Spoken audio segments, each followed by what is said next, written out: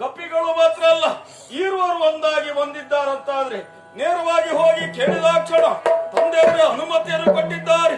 ಆ ಕಪಿಗಳನ್ನು ಬಂಧಿಸುವುದು ಹೇಗೆ? ಅವರು ವಿರೋಧಿಗಳಂತೂ ಗ್ರಹಿಸಿಕೊಂಡಿದ್ದೇನೆ. ವಿರೋಧಿಗಳನ್ನು ಖಂಡಿಸುವುದಕ್ಕಾಗಿ ಅಪ್ಪನಿಂದ ಅನುಮತಿಯನ್ನು ಪಡೆದಿದ್ದಾಯಿತು.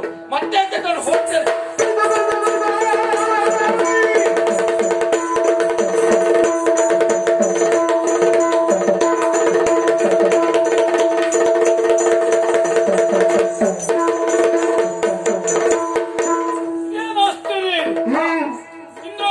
ಹೋರಾಟ ಮಾಡಬೇಕೆಂಬುದಾಗಿ ಮುಂದತ್ತಿ ಬಂದ ಹೊತ್ತಿನಲ್ಲಿ ಅವ ಬಿಟ್ಟಿರುವಂತ ಬಾಣಗಳು ಮಾತ್ರ ನಮ್ಮ ಮೇಲೆ ಎರಗುತ್ತಾ ಇದ್ದಾವೆ.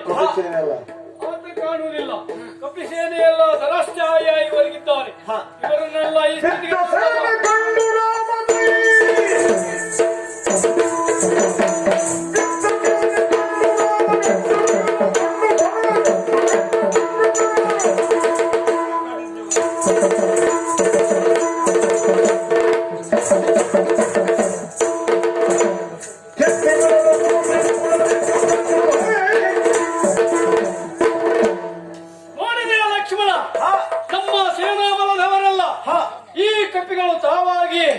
ಹೋರಾಟ ಮಾಡಲಿಕ್ಕೆ ಸಾಧ್ಯ ಆಗದೆ ಒರಗುತ್ತಾ ಇದ್ದಾರೆ. ಇವರಿಗೆಂತ ಸ್ಥಿತಿಯನ್ನು ತಂದೊಡ್ಡಿರವ ಯಾರು? ಅವನೇ ದುಷ್ಟನಾಗಿರುವಂತ ಇವರಿಗೆ ಸರಿಯಾಗಿ ಬುದ್ಧಿ ಕಲಿಸಬೇಕು ಅಂತ ಆದಿದ್ದೆ ನಾನೇ ಯುದ್ಧಕ್ಕೆ ಸನ್ನದ್ಧನಾಗಿ ಮುಂದೆ ಹೋಗಬೇಕು.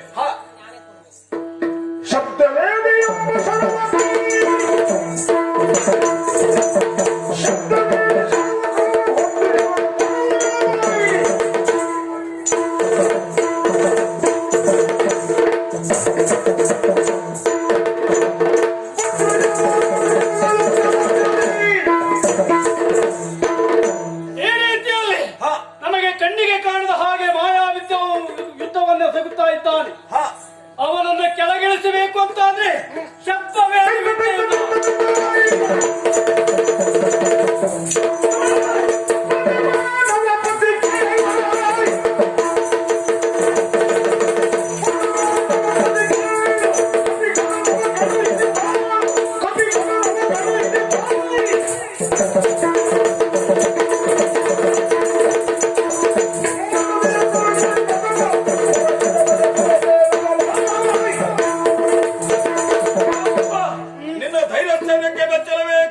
ಯಾಕೆಂದ್ರೆ ಗಗನಾಂತರದಲ್ಲಿ ನಾನು ಕಪಿಗಳಲ್ಲಿ ಯುದ್ಧ ಮಾಡುವಂತ ಸಮಯದಲ್ಲಿ ಬಾಣ ಪ್ರಯೋಗ ಮಾಡಿದೆ. ಬಾಣ ಪ್ರಯೋಗ ಮಾಡಿರುವಂತ ನಾನು ಅಲ್ಲೇ ನಿಲ್ಲಿಸಿ ಇಲ್ಲಿವರೆಗಾಗಿ ಬಂದಿದ್ದೇನೆ. ಯಾಕೆ ಬಲ್ಲಯ್ಯ? ನೀನೊಬ್ಬ ಮಾನವ, ಗುರುಮಾನವರಾಗಿರುವಂತ ನೀನು, ಶಬ್ದವೇದಿ ಯುದ್ಧವನ್ನು ಬಲ್ಲವನು ನೀನು. ಬಾಣ ಪ್ರಯೋಗ ಮಾಡಿದೆ ಅಂತಾದ್ರೆ ನನಗೂ ನಿನಗೂ ವೈರತ್ವ ಯಾವಾಗ್ಲೂ ಇದ್ದದ್ದೇ. ಯಾಕಂದ್ರೆ ಆ ಸೂರ್ಯ ಸ್ವಭಾವವುಳ್ಳವರು ನನ್ನ ತಂದೆಯರಾದ್ರು. ಈಗ ನಾನು ಅದನ್ನು ಖಂಡಿಸುವುದಕ್ಕಾಗಿ ಇಲ್ಲಿವರೆಗಾಗಿ ಬಂದಿದ್ದೇನೆ. ಯಾಕೆ ಬಂದೆ?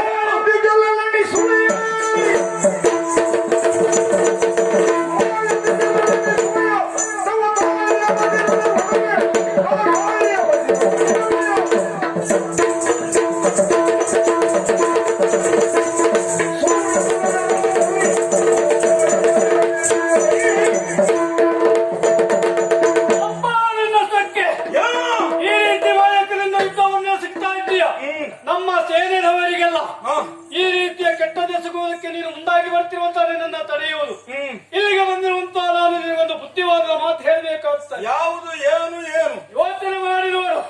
ನಾವು ಇಲ್ಲಿಗೆ ಬರುವನೇ ಕಾರಣ ನೀವೇ ಆಗಿದ್ದೀರಿ. ನೀವು ತಂದೆಗೆ ಬುದ್ಧಿ ಹೇಳಬಹುದಿತ್ತು. ಇನ್ನೊಬ್ಬರ ಹೆಣ್ಣನ್ನು ತಂದೆ ಇರಿಸಿಕೊಳ್ಳುವುದು ಸರಿಯಾದದ್ದಲ್ಲ ಎಂಬುದಾಗಿ. ಆದ್ರೆ ಅಪ್ಪನಿಗೆ ಬುದ್ಧಿ ಹೇಳುವುದನ್ನ ಬಿಟ್ಟು ಅಪ್ಪ ಹೇಳಿದ ಕ್ಷಣದಲ್ಲಿ ನನ್ನ ಕ್ಷೇತ್ರಕ್ಕೆ ಬಂದವ ನೀನು. ಹೌದು. ಸುಮ್ಮನೆ ಹಿಂದಕ್ಕೆ ಹೋಗು. ನನ್ನ ಮಡದಿಯಾಗಿರುವಂತ ಸೀತಾಮಾತೆಯನ್ನು ಬಿಟ್ಟುಕೊಳ್ಳಿಕ್ಕೆ ಹೇಳು. ಬಿಟ್ಟುಕೊಟ್ರೆ ನೀವೆಲ್ಲ ಬದುಕ್ತೀರಿ. ಇಲ್ಲದಿದ್ರೆ ಹೋರಾಟ ನಿಲ್ಲಲ್ಲಿ.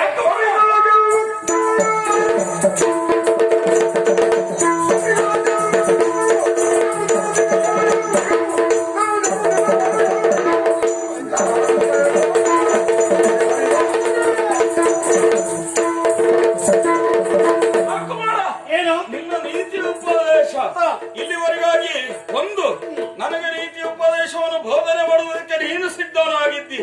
ಯಾಕೆಂದ್ರೆ ನಿನ್ನ ಕುರಿತಾಗಿ ಯೋಚನೆ ಮಾಡಿದ್ದೇನೆ. ನೀವಿರುವರು ಒಂದಾಗಿ ಬಂದಿದ್ದೀರಂತಾದ್ರೆ ನಾನು ಸಾಮಾನ್ಯವಾಗಿ ಗ್ರಹಿಸಿಕೊಳ್ಳುವುದಿಲ್ಲ. ರಾಮ ಲಕ್ಷ್ಮಣರೇ ನಮ್ಮನ್ನು ಖಂಡಿಸುವುದಕ್ಕಾಗಿ ಮುಂದತ್ತಿ ಬರ್ತಾ ಇದ್ದಾರಂತೆ ಗ್ರಹಿಸಿಕೊಂಡಿದ್ದೇನೆ. ಕಪಿವೀರರೆಲ್ಲರೂ ಬಂದಿದ್ದಾರೆ. ಅವರನ್ನೆಲ್ಲ ಸದ್ದು ಬಡಿಬೇಕೆನ್ನುವ ಹಂಬಲದಿಂದ ಇಲ್ಲಿವರೆಗಾಗಿ ಬಂದಿದ್ದೇನೆ. ಕೆಲವರೆಲ್ಲ ಸೋತು ಓಡಿ ಹೋಗ್ತಾ ಇದ್ದಾರೆ. ಮತ್ತೆ ನೀವು ಬರುವುದಕ್ಕೆ ಕಾರಣ ಏನು? ನಿನ್ನ ಮಡದಿಯನ್ನು ಕಳೆದುಕೊಂಡಿದ್ದಿ ಅನ್ನುವ ಹಂಬಲದಿಂದ ಇಲ್ಲಿವರೆಗಾಗಿ ಬಂದಿದ್ಯಲ್ಲ. ಅವತ್ತು ನಾನಿಲ್ಲದ ಹೊತ್ತಿನಲ್ಲಿ ನಿನ್ನ ತಂದೆ ಹಂದೆಯಂತೆ ಬಂದು ಕದ್ದು ತಂದ.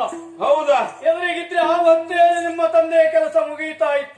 ಯಾಕೆಂದ್ರೆ ಇಲ್ಲಿವರೆಗಾಗಿ ಬರುವ ಅಗತ್ಯ ಇರಲಿಲ್ಲವಾಗಿತ್ತು. ಲಂಕಾ ನಗರದ ವಿಷಯವನ್ನು ಎಲ್ಲ ಕೇಳಿ ತಿಳಿದಿದ್ದಿ ನೀನು.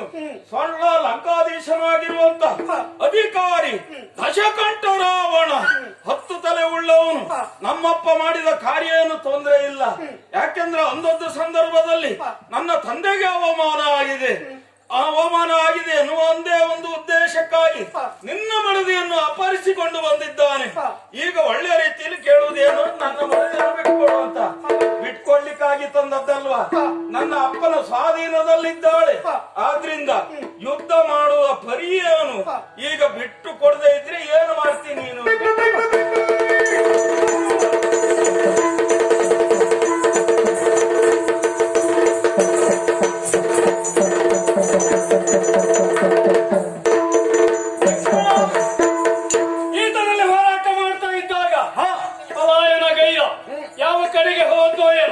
ಇನ್ನು ಯಾವ ಕುತಂತ್ರವನ್ನು ಎಸಲಿಕ್ಕಿದ್ದಾನೋ ಏನು? ಸರಿಯಾಗಿ ಜಾಗೃತರಾಗಿ ನೋಡುವಂತೆ.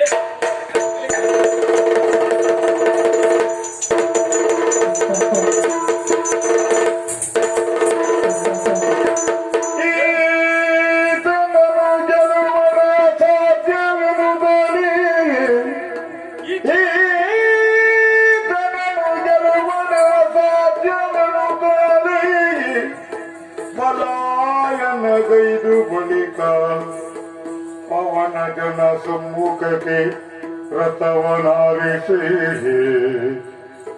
ಪವನ ಜನ ಸಮ್ಮುಖಕ್ಕೆ ರಥವನಾರಿಸೆಂದರು ಸಾರಿ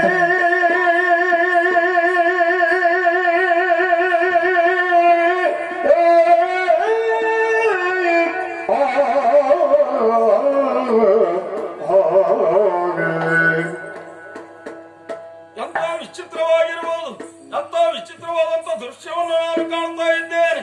ರಾಮಚಂದ್ರನಲ್ಲಿ ಕಾಡಾಕಾಡಿಯಾಗಿ ಹೋರಾಟ ಮಾಡುವುದಕ್ಕೆ ಪ್ರಾರಂಭ ಮಾಡಿದೆ. ಸೋಲು ಗೆಲುವು ನಿರ್ಣಯ ಆಗ್ಲೇ ಇಲ್ಲ. ಯಾಕೆಂದ್ರೆ ನನ್ನ ಪಾಲಿಗೆ ಸೋಲೆ ಉಂಟಾಗಿದೆ ಅಂತಾದ್ರೆ ರಥವನ್ನೇರಿ ಬಂದಿದ್ದೇನೆ. ರಥವನ್ನು ಯಾವ ಕಡೆ ದಿಕ್ಕಿನ ಹಾಯಿಸಬೇಕಂತ ಯೋಚನೆ ಮಗ್ನನಾಗಿರುವಂತ ಸಮಯದಲ್ಲಿ ಯಾಕೆಂದ್ರೆ ಕಪಿವೀರರೆಲ್ಲ ನನ್ನಲ್ಲಿ ಯುದ್ಧಕ್ಕಾಗಿ ಬಂದ್ರು. ಕೆಲವರೆಲ್ಲ ಸೋತಿದ್ದಾರೆ, ಹೊಂದಿ ಹೋಗಿದ್ದಾರೆ. ಅದ್ರ ಕುರಿತಾಗಿ ಯೋಚನೆ ಮಾಡುವುದಲ್ಲ. ಬಹಳಷ್ಟು ಮಂದಿ ಬಂದಿದ್ದಾರಲ್ಲ. ಈ ರಥವನ್ನೇರಿ ಮುಂದಕ್ಕೆ ಹೋಗ್ತೇನೆ ನೋಡಿ.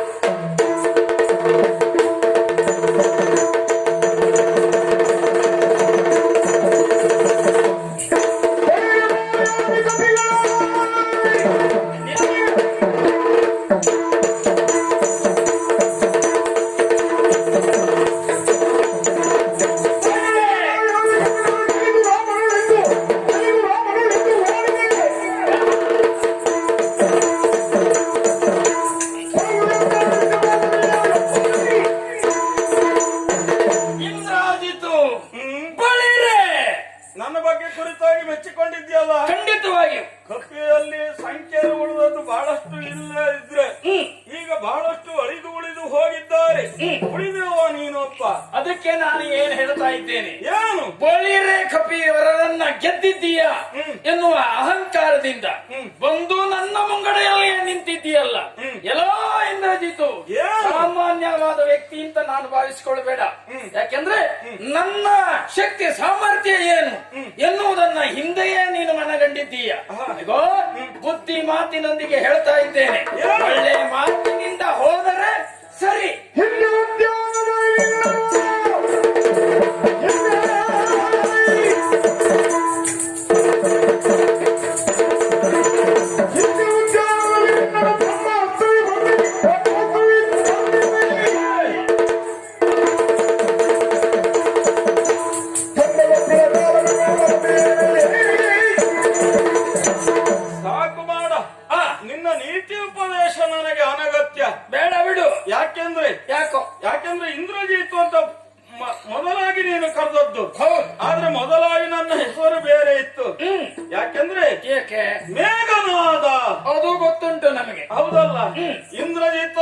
ಹೆಸರು ಬರುವುದಕ್ಕೆ ಕಾರಣ ಏನು? ಏನು? ದೇವಾನು ದೇವತೆಗಳನ್ನೆಲ್ಲ ಗೆದ್ದದ್ರಿಂದ ನಾನು ಇಂದ್ರಜಿತ್ ಆಗಿದ್ದೇನೆ.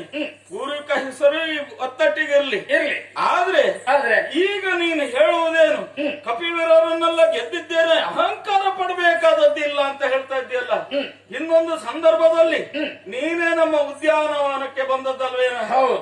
ಆವಾಗ ನಾನು ಏನು ಮಾಡಿದ್ದೇನೆ? ಏನು ಮಾಡಿದ್ದೀಯ? ನಾನು ಬ್ರಹ್ಮಾಸ್ತ್ರದಿಂದ ನಿನ್ನನ್ನು ಬಂಧಿಸಿ ಸೆಳೆದುಕೊಂಡು ಹೋಗಿದ್ದೇನೆ. ಈಗ ನೀನು ಭಯಂಕರ ಮಾತಾಡ್ತಾ ಇದ್ದಿ. ಅಯ್ಯ, ನೀನು ನಿನ್ನ ಶೌರ್ಯ ಸಾಮರ್ಥ್ಯಕ್ಕೆ ನಾನು ಬಂದೆ ಆದದ್ದಲ್ಲ. ಮತ್ತೆ ಆ ಬ್ರಹ್ಮಾಸ್ತ್ರಕ್ಕೆ ಬೆಲೆ ಕೊಟ್ಟು ನಾನೇ ಬಂದೆ ಆದ ಅಂತ ವ್ಯಕ್ತಿ. ಆಮೇಲೆ ಮುಂದಿನ ಕಥೆ ಏನಾಯ್ತು? ಬಾಲಕ್ಕೆ ಬೆಂಕಿ ಕೊಟ್ಟೆ ಇಡೀ ಲಂಕಾ ನಗರವನ್ನೇ ದಹಿಸ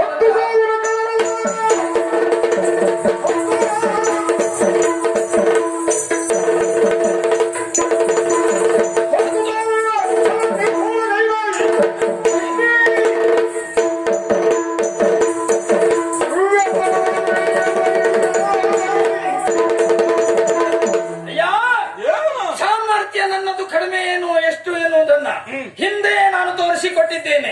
ಆ ಸಂದರ್ಭದಲ್ಲಿ 10,000 ಖಳರನ್ನ ಮರ್ದಿಸಿ ಈ ಲಂಕಾ ನಗರವನ್ನೇ ದೇಶಿ ಹೋದಂತ ಮಹಾವೀರ ಎನ್ನುವುದನ್ನ ಮರೆಯಬೇಡ. ಯಾಕೆಂದ್ರೆ ಈಗ ನನ್ನ ಮುಂಭಾಗದಲ್ಲಿ ಬಂದು ನಿಂತಿದ್ದಿ ಅಂತ ಆದ್ರೆ ನಾನು ಯೋಚನೆ ಮಾಡುದು ಮತ್ತೇನಲ್ಲ. ಏನು? ಅಂದಿನ ಸಾಮರ್ಥ್ಯದ ಬಗ್ಗೆ ನೀನು ಹೇಳಬೇಕಾದದ್ದಿಲ್ಲ. ಮರದಿಂದ ಮರಕ್ಕೆ ಹಾರುವ ಮರ್ಕಟ ನೀನು ಒಬ್ಬ. ಇಲ್ಲಿವರೆಗಾಗಿ ಬಂದು ನನ್ನನ್ನೇ ಜಾರತೊಡಗಲು ಬಂದೆ.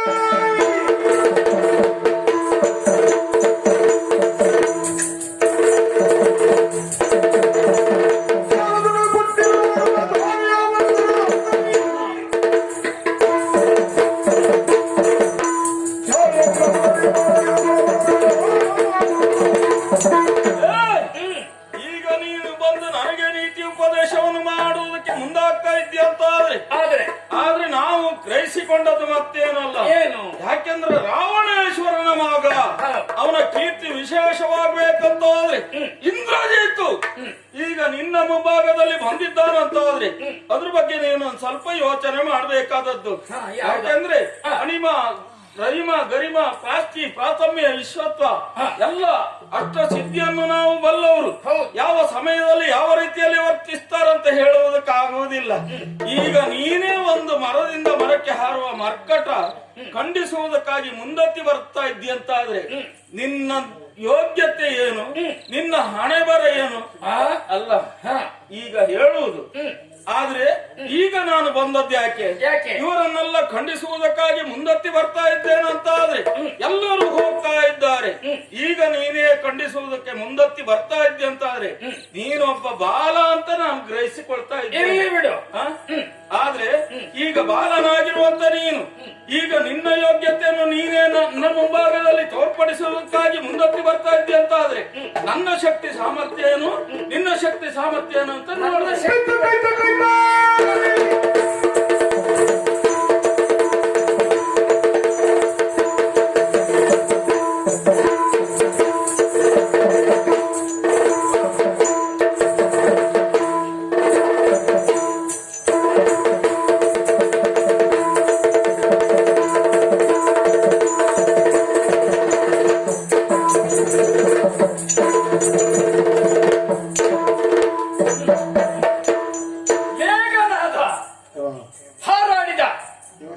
ಅವನೇ ನನ್ನ ಶಕ್ತಿ ಸಾಮರ್ಥ್ಯದ ಬಗ್ಗೆ ಅಲ್ಲಗಳಿದ.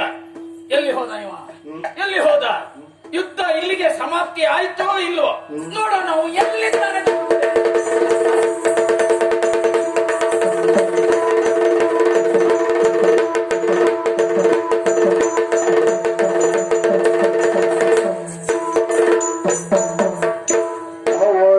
ಅವಧಿಕೀಶನ ಗೆಲ್ಲವಿದು ಅವಧಿ ಕೀಶನ ಗೆಲ್ಲವಿದು ಕಾದುವರು ಸೀತೆಯ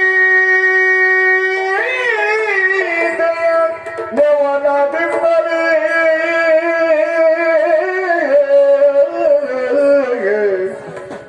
ಕಾದುವರು ಸೀತೆಯ ನೆವನದಿಂದಲೇ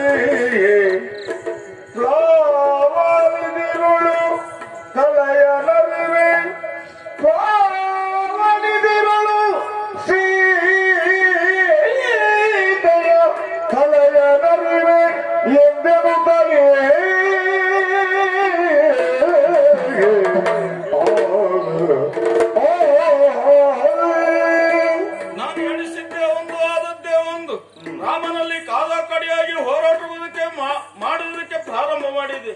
ಅವನಿಂದಲೂ ಸೋಲಾಯ್ತು. ಆಮೇಲೆ ಹನುಮ ಬಂದ, ಅವನಿಂದಲೂ ನನ್ನ ಪಾಲಿಗೆ ಸೋಲುಂಟಾಯ್ತು ಅಂತಾದ್ರೆ ಈಗ ಪರಿಹಾರ ಅಂತ ಯೋಚನೆ ಮಾಡ್ತಾ ಇದ್ದೇನೆ. ಯಾಕೆಂದ್ರೆ ದಾನವರು ಯಾವ ಸಂದರ್ಭದಲ್ಲೂ ಯಾವ ರೀತಿಯಲ್ಲಿ ವೇಷವನ್ನು ಮಾಡುವುದಕ್ಕೆ ಅಸಾಧ್ಯ ಅಂತ ಗ್ರಹಿಸಿಕೊಂಡಿದ್ದಾರೆ. ಇದು ಒಂದು ಉಪಾಯ ಅಲ್ವಾ? ಉಪಾಯದ ಬಗ್ಗೆ ಯೋಚನೆ ಮಾಡುವಾಗ ನನ್ನ ಅಪ್ಪ ಅಶೋಕವನದಲ್ಲಿ ಸೀತೆಯನ್ನು ತಂದು ಇರಿಸಿದ್ದಾರಂತಾದ್ರೆ ರಾಮನಿಗೆ ತಕ್ಕ ಪ್ರಾಯಶ್ಚಿತ್ತ ಮಾಡಬೇಕಂತಾದ್ರೆ ಯೋಚನೆ ಮಾಡ್ತಾ ಇದ್ದದ್ದು ಮತ್ತೇನು?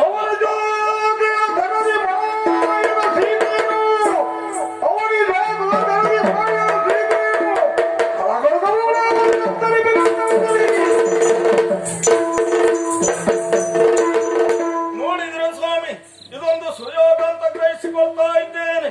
ಸೀತೆಯನ್ನು ಅಪಹರಿಸಿಕೊಂಡು ಬಂದದ್ದು ನನ್ನಪ್ಪ ಆದ್ರು ಅವರಿಗೆ ತಕ್ಕ ಪ್ರಾಯಶ್ಚಿತ್ತ ಮಾಡಬೇಕಾದದ್ದು ನನ್ನ ಹೊಣೆತನ ಅಲ್ವಾ? ಆದ್ರಿಂದ ತಂದೆಯಿಂದ ಅನುಮತಿಯನ್ನು ಪಡೆದು ಇಲ್ಲಿವರೆಗಾಗಿ ಬಂದಿದ್ದೇನೆ ಅಂತ ಆದ್ರೆ ಈಗ ರಾಮಚಂದ್ರನಿಗೂ ಕೇಡು ಉಂಟಾಗ್ಬೇಕಂತ ಆದ್ರೆ ಅದ್ರ ಬಗ್ಗೆ ನಾನು ಗ್ರಹಿಸಿಕೊಳ್ತಾ ಇದ್ದೇನೆ. ಮಾಯ ಸೀತೆಯನ್ನು ಸೃಷ್ಟಿ ಮಾಡಿ ಆಕೆ ಕತ್ತನ್ನು ಕತ್ತರಿಸಿದ್ರೆ ಆಮೇಲೆ ರಾಮಚಂದ್ರ ಏನು ಮಾಡ್ತಾನೆ, ಇದೇ ನನಗೆ ಬೇಕಾದದ್ದು ನೋಡುವ.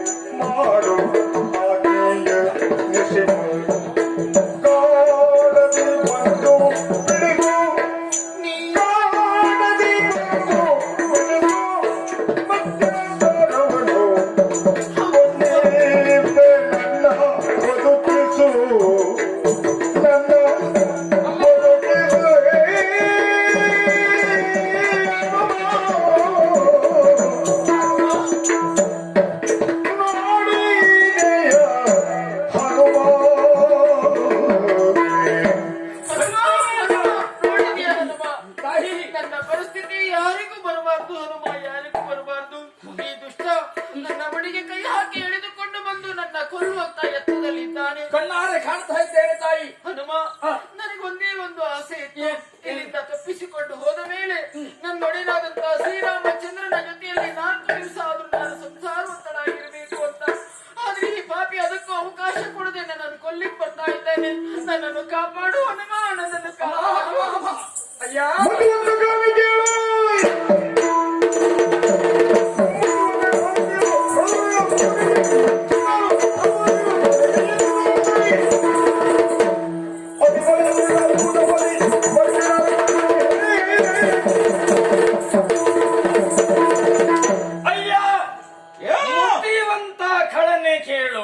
ಮತಿವಂತನಾದ್ರಿಂದ ಈಕೆ ಕತ್ತನ್ನು ಕತ್ತರಿಸುವುದು ಹೋಗ್ತಾ ಇದ್ದೇನೆ.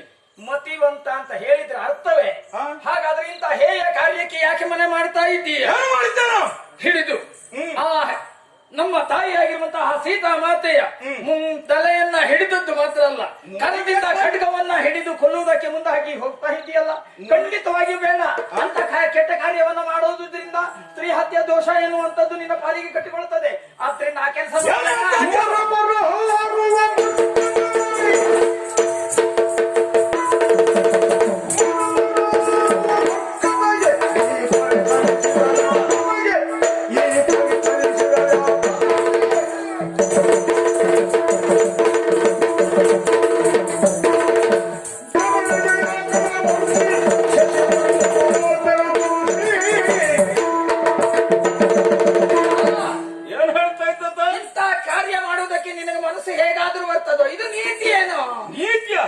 ನೀತಿ ಉಪದೇಶ ನೀನು ಹೇಳಬೇಕನ. ಯಾಕೆಂದ್ರೆ ಮುಡಿಗೆ ಕೈ ಹಾಕಿ ದರದರನೆ ತಂದಿದ್ದೇನೆ. ಈ ಕೈಯ ಕತ್ತನ್ನು ಕತ್ತರಿಸುವ ಸಮಯದಲ್ಲಿ ಮಧ್ಯಂತರದಲ್ಲಿ ಇದು ನೀನು ಹೇಳುವ ಮಾತಲ್ಲ. ಯಾಕೆಂದ್ರೆ ಸ್ತ್ರೀ ಹತ್ಯೆ ಮಹಾಪಾಪ ಅಂತ ನೀನು ಹೇಳುವುದ. ನನಗದ್ರ ಬಗ್ಗೆ ಬಗ್ಗೆ ಯೋಚನೆ ಇಲ್ಲ. ಯಾಕೆ? ಯಾಕೆಂದ್ರೆ ನೀನೊಬ್ಬ ಮರದಿಂದ ಮರಕ್ಕೆ ಹಾರುವ ಮರ್ಕಟ. ಈಗ ನನ್ನ ಬಗ್ಗೆ ನೀನು ಕುರಿತಾಗಿ ಯೋಚನೆ ಮಾಡುವಾಗ ನನ್ನ ಕುರಿತಾಗಿ ನೀನು ನೀತಿ ಉಪದೇಶ ಮಾಡಬೇಕಾದದ್ದಿಲ್ಲ.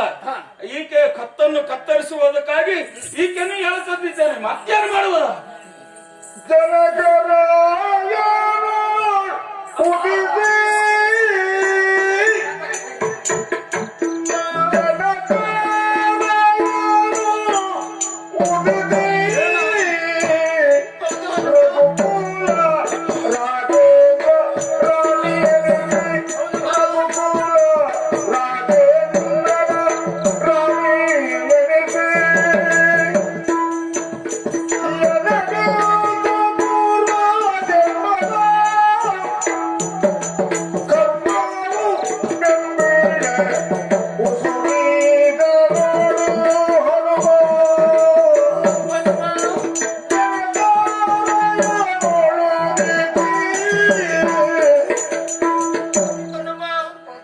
ಈತನ ಮಾತನ್ನು ಕೇಳುವಾಗ ನನ್ನ ಪ್ರಾಣ ಉಳಿಸಿಕೊಳ್ಳುವುದೇ ನನಗೆ ಕಷ್ಟ ಆಗಿದೆ ಹನುಮ.